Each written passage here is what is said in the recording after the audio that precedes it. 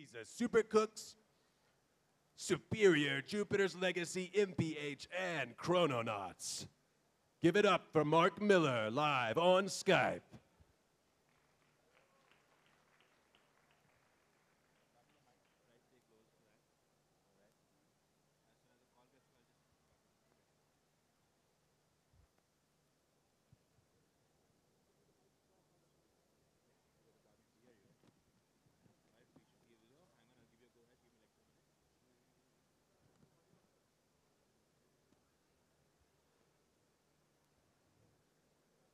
I think they're running a test right now.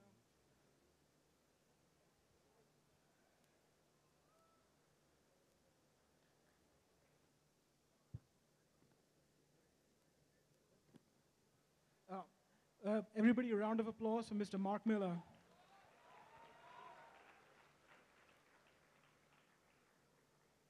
First of all, congratulations on all the new movies. They've been amazing, every single one.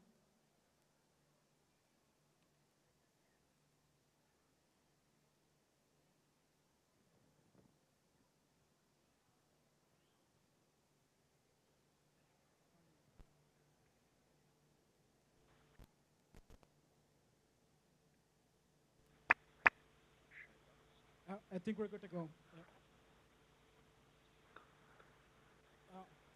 Congratulations on all your new movies and on being part of the Fox Movies network for the X-Men movies.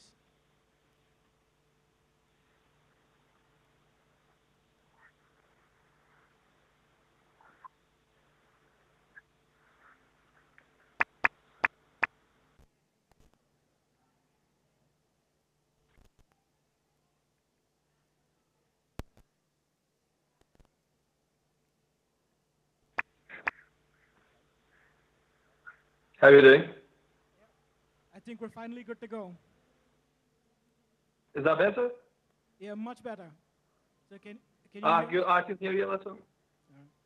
So I'm going to start really fast and just get into asking the questions. You started off really early writing for comics like 2000 AD, and you worked on things like Tharg and, of course, Judge Dredd. So how, would you like to ever do that again? Because it's been a long time. Oh, sorry. I'm so sorry. I couldn't quite catch the end of that. Could you say that again?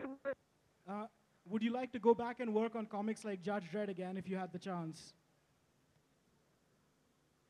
You know, funnily, I think I'd probably be better now than I was then. Like, I was only 9 when I started doing that stuff, and a lot of my stuff was really terrible. So I'd like to go back now that I'm better. Yeah, that would be cool. Well, we hope they give you that chance. When you started working in comics, you did a lot of work for DC Comics, and but after the famous Red Sun, we haven't seen a lot. So is there a reason you don't want to do more DC, or would you like to try your hand at that? Well, you know, I grew up loving the DC characters so much.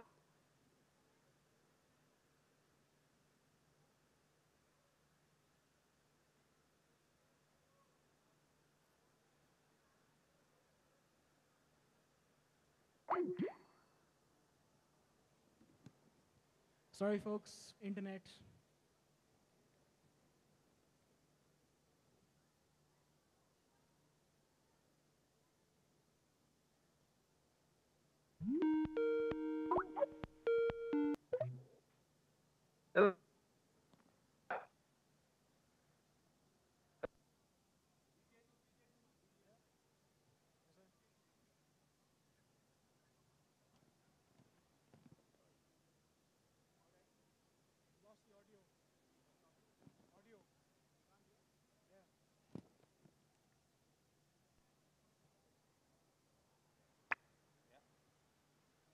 How are we doing? Yeah, I think we're good again. Okay. All right. Well, one of the things that people may not know is that you wrote a lot of Sonic the Hedgehog comics many years ago. So compared to the stuff you're famous for, how was it writing Sonic, and what was it like making those stories? Do you know, it was actually fantastic because it's the only time I've ever been given a free gift. Like when I started writing Sonic, Sega sent me a Mega Drive and all their games. So it was amazing. Like I was playing, and it was kind of research for work. So I loved it. I was only 20. You know. I think most 20 years would have been jealous of that. Oh, it's fantastic. So I have to ask about Red Sun, which is maybe one of your most well-known comics.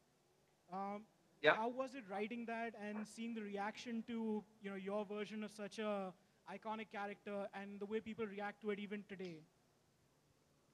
Well, it's funny because Superman is my all-time favorite character. So if people didn't have been devastated because I wanted to write it so much and write it well so much. So I was really relieved when everybody liked it. So I came up with it when I was about 6 years old, and then I pitched it to DC when I was 13, and then I finally got to write it when I was around 27 or something. So it's something I'd wanted to write my whole life.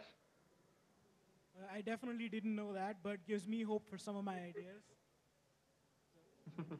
So I have to ask a follow-up to that. Whose idea was it to put those funny earmuffs on Batman in Red Sun? I think that was Alex Ross, the comic book artist Alex Ross, did some little designs, and I think that might have been him. It was either he or Dave Johnson, one or the other. I can't remember. So in the more recent years, you've mainly been working with Marvel out of the big publishers.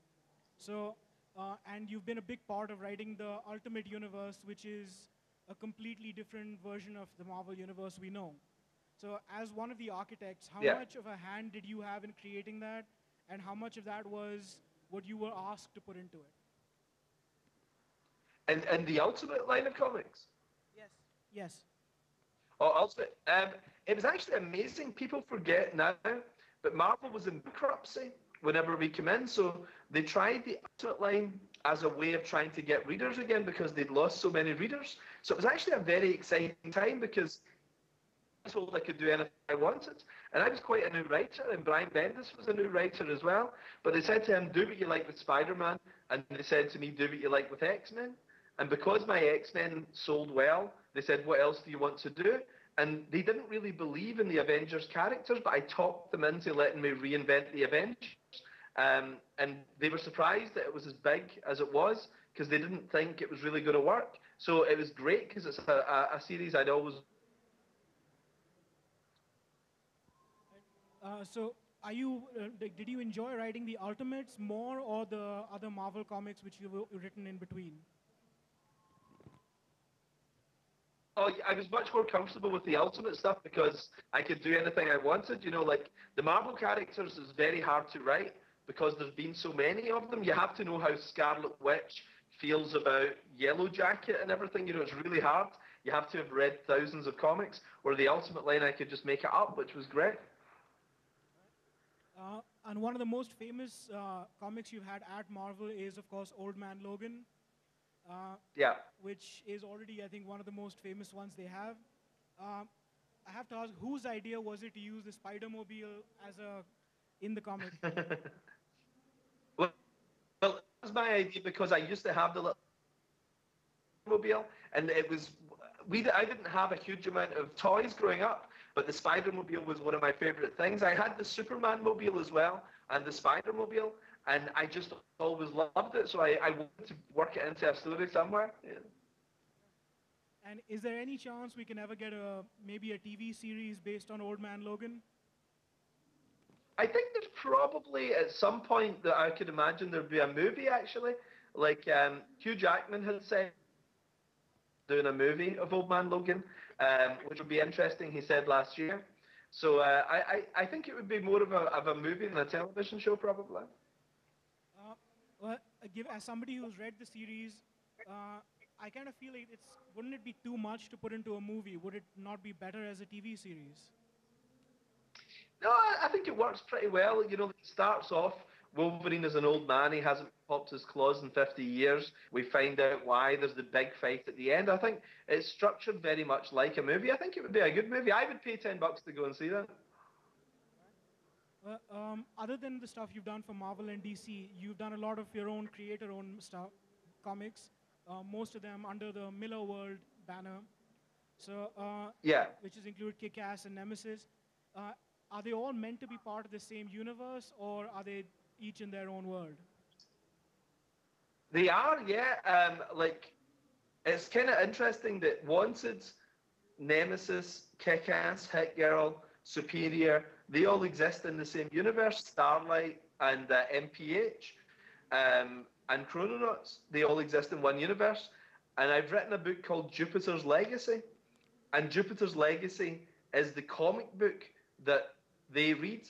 Like Kick-Ass reads the comic book of Jupiter's Legacy. I wanted all of these guys to have a fictional universe that they read about in their spare time.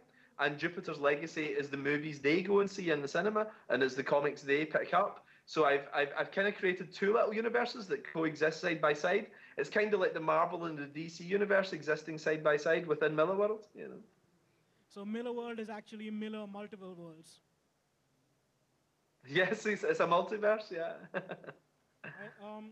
Well, apart from that, you more recently you started off writing things like Wanted, Kick-Ass, which were much more action-oriented, and more recently you've written something like Jupiter's Legacy, which is a little less action, a little more character building. Was that intentional, or did that just happen? Yeah.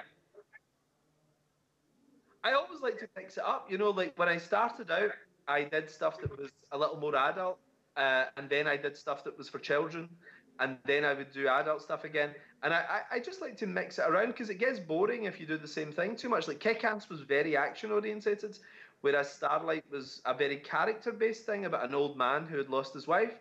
So just when I get bored, I like to try something new. And I would say the last 5 or 6 projects I've done have been quite sweet. And I've had a couple more babies in that time. So I don't know if the babies have made me a little bit sweeter, you know? Well, it's quite possible. So, Wanted was probably the first major movie adaptation of one of your comics, but it was very different from the source material. So was that something you were a part of, or was that something that just happened when the movie was in production?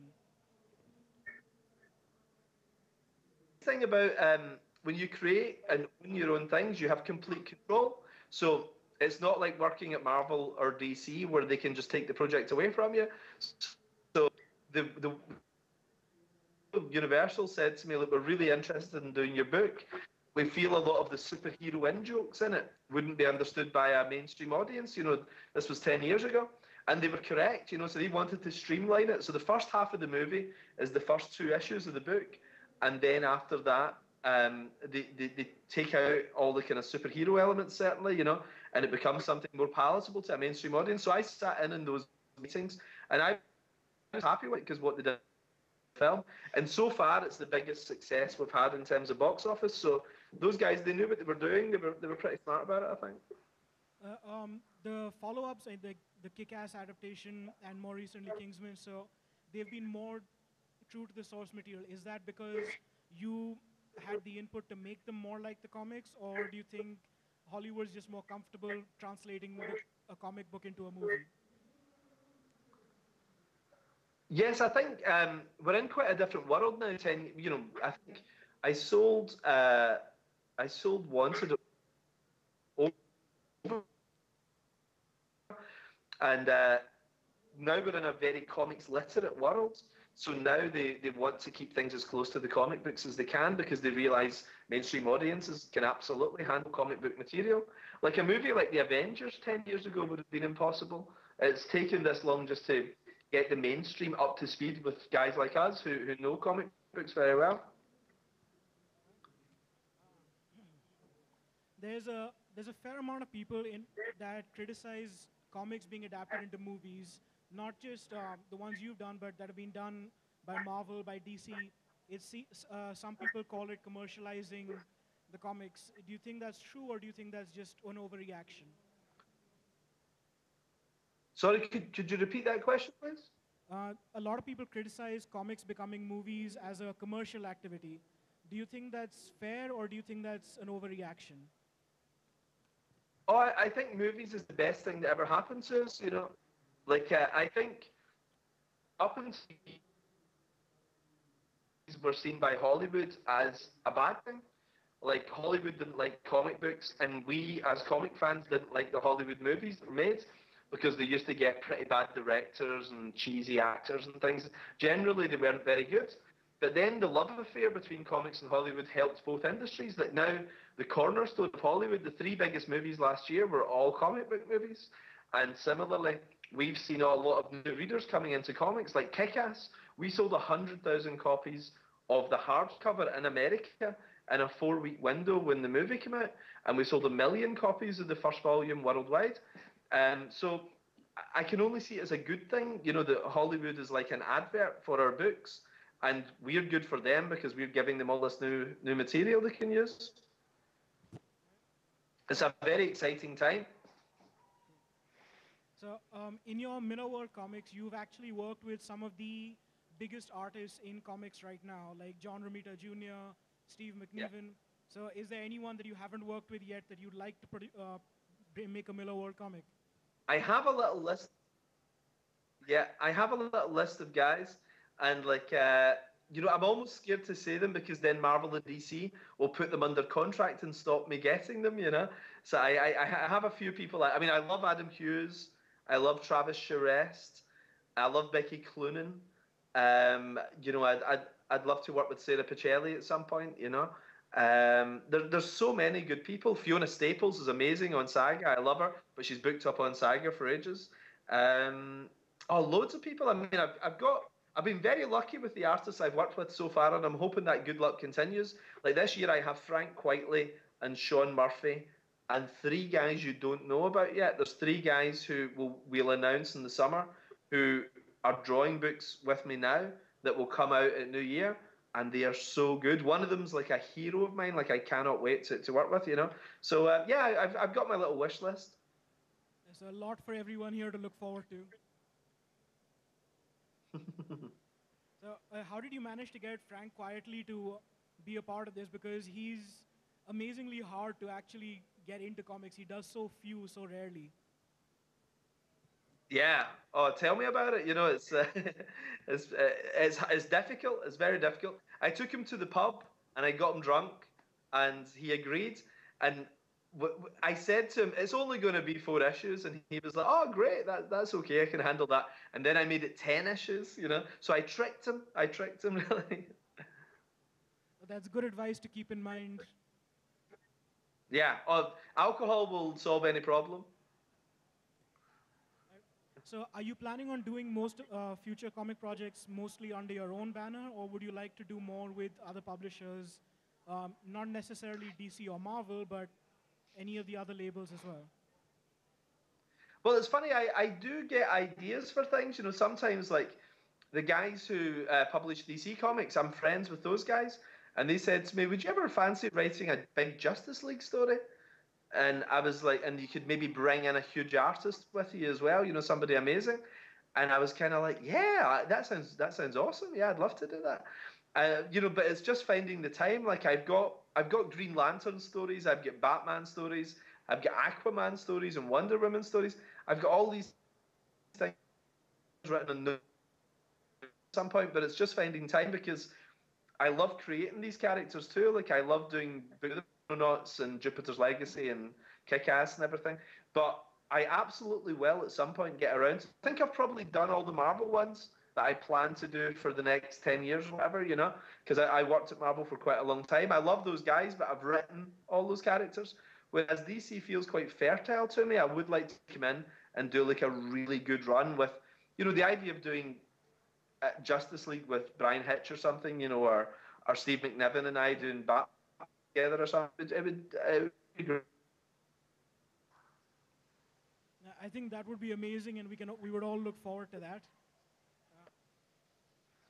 Another thing. Well, I've got at least one reader. Then, if you're going to pick it up, I've got one reader. Okay. It was also recently announced that you're working with the Marvel and Fox movies for the XMen franchise. So, what can you tell us about what you have in mind for that? In my job as a consultant at Fox, yeah.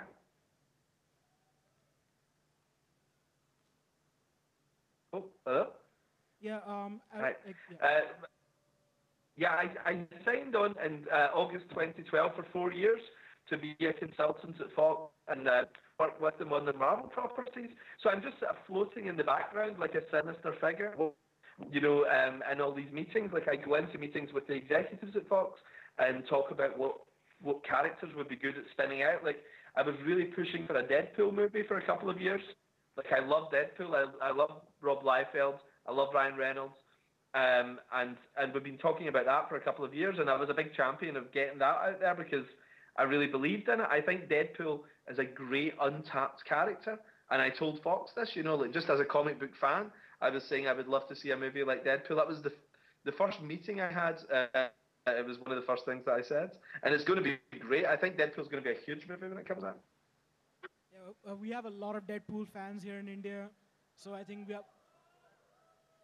so there's going to be a lot of people looking forward to that, and it seems like it's going to work out. So, are there any other movie? Yeah, I think it's going to be. I've read the script, and it's a really good script.